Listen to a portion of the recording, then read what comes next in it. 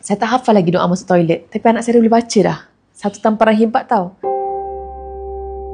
Harapan saya dan saya pasti semua ibu-ibu di luar sana nak tengok anak mereka membesar jadi anak yang soleh. Sama harapan saya pada Bilal, nak tengok Bilal ni membesar jadi seorang insan yang soleh, yang dekat dengan Allah, yang hormat pada ibu bapa, yang boleh berbudi, yang khidmat pada mak ayah dia, saya dan juga Haris, dan tinggi dengan akhlak yang baik dan adab yang baik kan. Jadi itu antara impian saya lah, dan saya pasti ramai ibu sana, luar sana pun ada impian yang sama. Momen yang paling indah lah dalam hidup saya sebagai seorang ibu, bila pertama kalinya anak saya boleh sambung.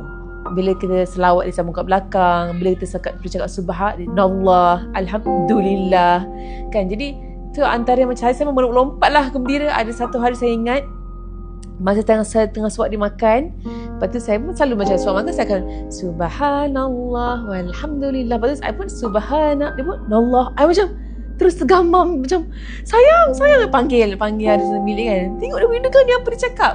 Itu tu kalau saya boleh record momen tu, InsyaAllah, saya rasa kalau saya tengok balik 5 tahun, 10 tahun ke depan, saya pasti benda tu akan sentiasa menyentuh hati lah. Sentiasa akan buatkan hati saya rasa macam sejuk dan lapang. Dan ramai yang tanya saya, macam mana you buat? Macam apa yang you ajar? Macam mana cara-cara? Soalan tu terlalu banyak. Tapi saya fikir balik, saya dengan Haris, kita sama seperti apa di luar sana. Selain daripada ajak solat bersama, baca surah-surah bersama-sama, saya rasa alat-alat ataupun buku-buku audio yang kita dedahkan kepada dia di awal usia yang sangat membantu. Antara sebabnya adalah buku audio Mami Hana, my first book. Dan satu hari saya nampak, masa lagi belum sampai seumur 1 tahun, saya tengok, apa benda yang bunyi repetition over and over again ni kan. Saya tengok, saya masuk, saya terus tengok dia sama-sama sandar dekat bantal tu, ditekan.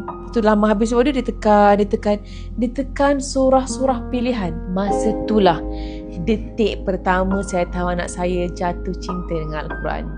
Sebenarnya masa dia umur 10 bulan, Mami Hana ada bertemu dengan Haris untuk kolaborasi, tapi saya kurang setuju sebab rasa Bilal masih kecil.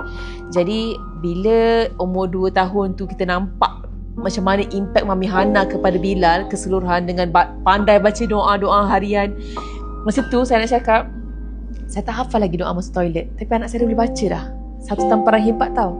Jadi lepas tu saya terus hafal doa-doa harian. Sebab bagi saya, anak aku yang umur setahun jagung ni hafal semua doa makan, doa tidur, doa masuk rumah, doa keluar rumah, semua dia hafal daripada buku.